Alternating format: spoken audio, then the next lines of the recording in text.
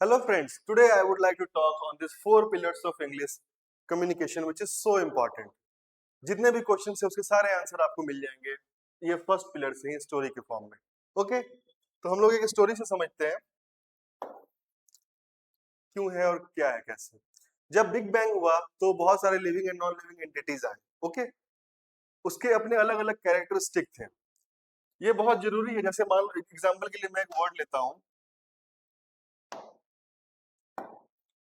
Fire, water, tree, fish. इसका मतलब है फायर का मतलब आग, वाटर पानी, ट्री पेड़, फिश मछली. इन सबके अपने अलग अलग कैरेक्टरिस्टिक हैं. इसके कैरेक्टरिस्टिक के अकॉर्डिंग इसका नाम दिया गया है. अगर इसका नाम सबका मान लो नाम फायर हो जाएगा तो क्या हम कभी ये बता पाएंगे? अगर मान लो मैं बोलता हूँ वाटर लेके आओ, इसका भी नाम वाटर है, इसका भी नाम वाटर है, इसका भी नाम वाटर है, तो क्या कोई डिफरेंस होगा? नहीं होगा. इसलिए बहुत जरूरी है कि कैरेक्टरिस्टिक के अकॉर्डिंग अलग अलग नाम हो. ओके, उसी तरीके से इंग्लिश में भी जो अलग अलग एक्शंस होते हैं उसके अकॉर्डिंग उसके फॉर्म्स बनते हैं. For example, prince writes a letter. Prince writes a letter, इसका मतलब प्रिंस लेटर लिखता है, एज सिंपल एज दैट. लेकिन अगर हम बोलते हैं prince is writing a letter, मतलब वो उस इंस्टेंट पे लेटर लिख रहा है. Okay, prince is writing a letter. Okay, देखो ऑब्जर्वेशन बहुत जरूरी है. बहुत सारे टीचर्स आपको ऐसे मिलेंगे जो याद करवाएंगे, रूल्स याद करो, सब singular verb, singular subject, singular verb, plural subject, plural verb. हाँ, इसके साथ ये लगता है, उसके साथ वो लगता है, लेकिन आपको बताएंगे नहीं कि क्यों लगता है. इसलिए हमें ये बहुत जरूरी है कि पहले हम लोग इसका एसेंस समझे, सेंटेंस का essence. Prince writes a letter, इसका मतलब प्रिंस लेटर लिखता है. प्रिंस इज राइटिंग लेटर का मतलब प्रिंस अभी अभी लेटर लिख रहा है. Prince has written letter, prince letter लिख चुका है, उसका पास्ट में एक एक्शन हुआ और अभी उसका इम्पैक्ट पड़ रहा है. अगर मुझे अब ये पता चल गया कि prince writes a letter present form में ऐसे लिखते हैं, तो क्या प्रिंस पानी पिएगा, दूध पिएगा, क्रिकेट खेलने जाएगा, तो क्या मैं नहीं लिख सकता हूँ उसको उस फॉर्म में? Prince plays cricket, Prince drinks water. कितना इजी है. इसीलिए हमें ऑब्जर्वेशन स्किल अपना बढ़ाना है.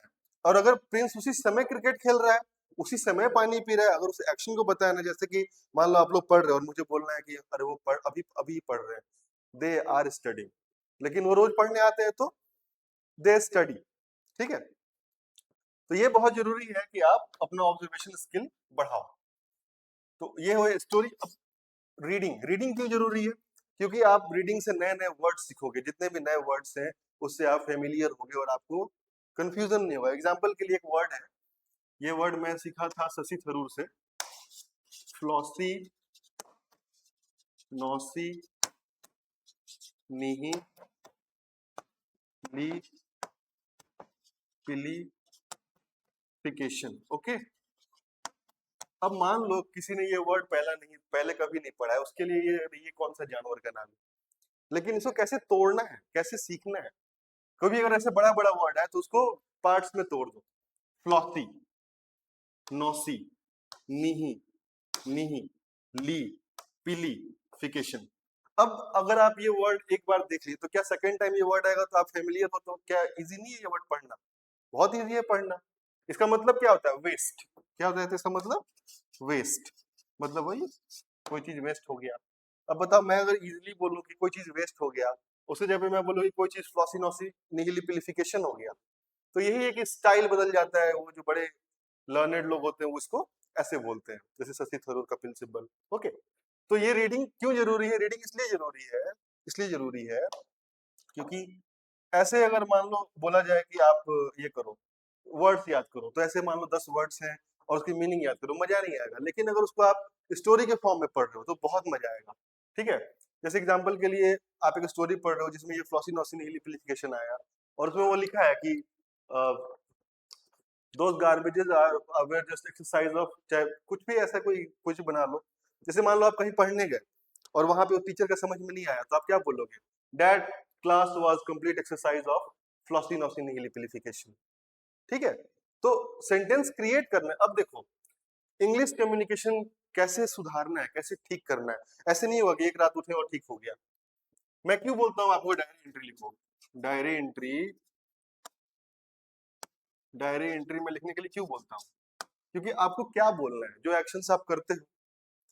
आप सुबह उठे मॉर्निंग में मान लो 6 AM और फिर सोने गए मान लो 10 PM।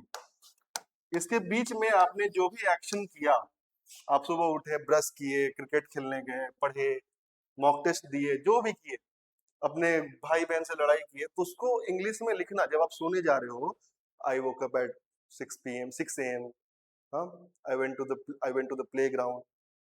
अलग अलग जब आपके लाइफ में मोमेंट आएंगे, जो एक्शंस आएंगे, उसको आप क्या करोगे, क्रिएट करोगे सेंटेंसेस अपने मन से। तो जब क्रिएट करोगे तो वैसा एक्शन कभी फिर फ्यूचर में आपको बनाना होगा। जैसे आप किसी से बात कर रहे हो और कोई कोई इमेजिनेशन कोई इमेजिनरी मूवमेंट आया जो आपको बताना है, तो आप कैसे बताओगे? पहले आपको, आप हिंदी में इतना कंफर्टेबल क्यों हो? बिकॉज वो सारे एक्शंस को आप हिंदी में बोल चुके हो बचपन से।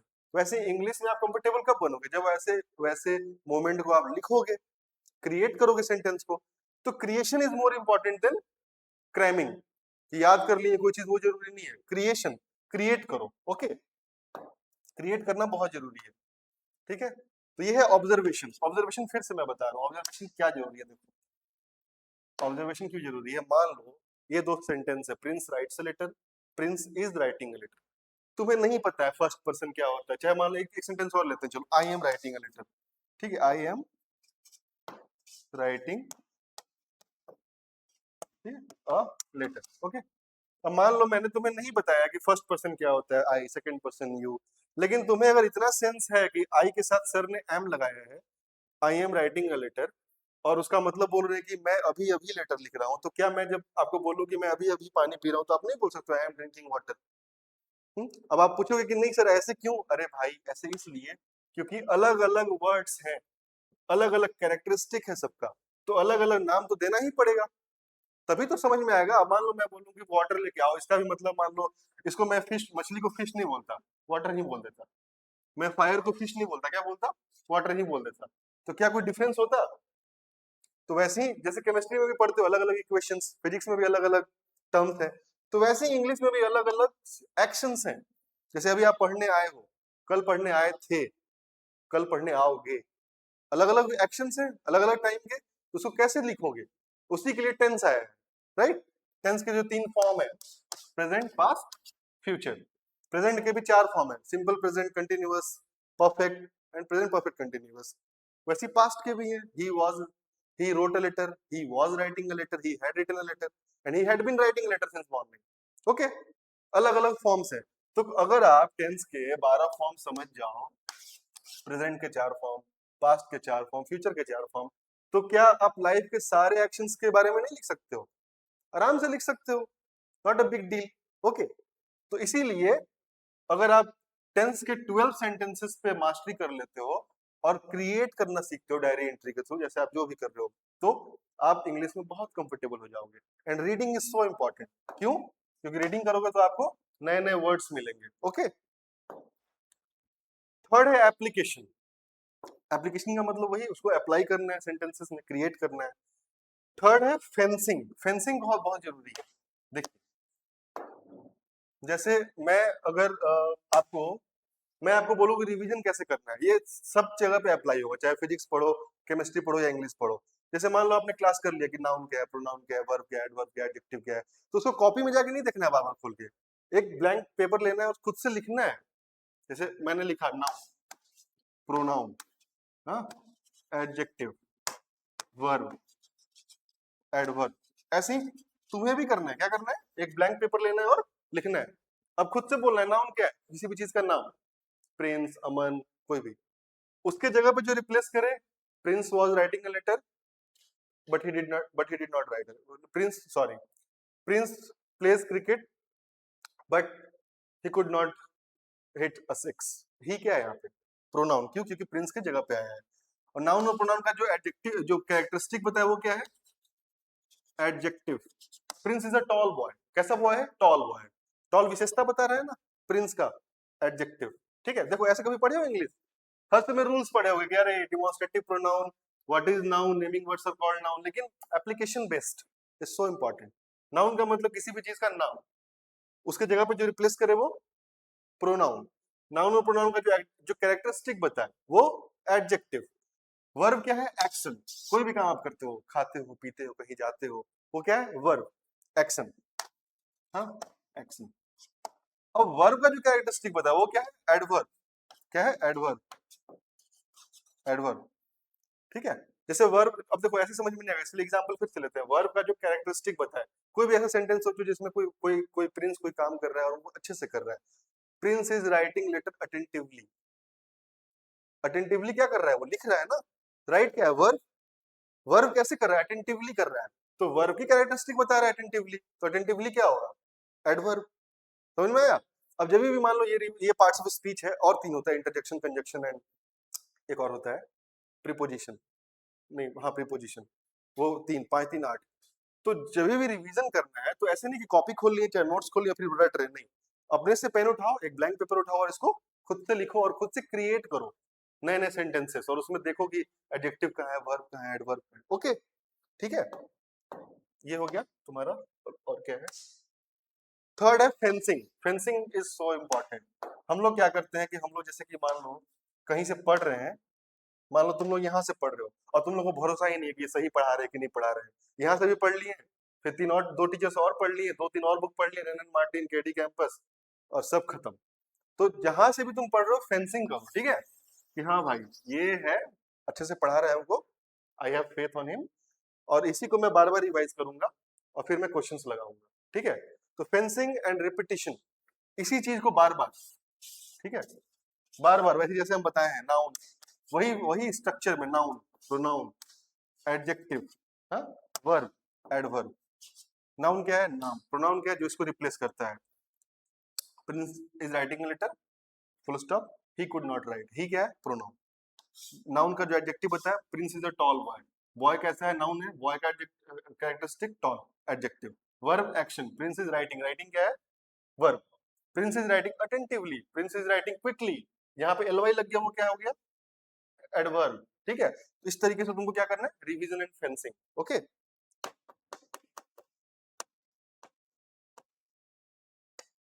नेक्स्ट है रिवीजन। तो ये सब चीज है जिससे आपका, और देखो कम्युनिकेशन में सबसे ज्यादा इंपॉर्टेंट क्या है? इंग्लिश कम्युनिकेशन में what is the most important thing in English communication? Your ideas and the way you execute it. Okay, Hindi में हम लोग इतना कंफर्टेबल क्यों है? Because we have said those words, we have felt those moments so many times, कि हमेशा हम लोग रेडी रहते हैं वर्ड्स के साथ। लेकिन इंग्लिश में we are hesitant. Why? Because we don't write, we don't read and we don't feel it. We just cram rules and regulations, कि ऐसे हो जाएगा, फर्स्ट सब्जेक्ट वर्ब एग्रीमेंट, ऐसे हो जाएगा, वैसे हो जाएगा, ठीक है। इसलिए बहुत जरूरी है कि कम्युनिकेशन में आप ये सब को फॉलो करो। ओके, ठीक है।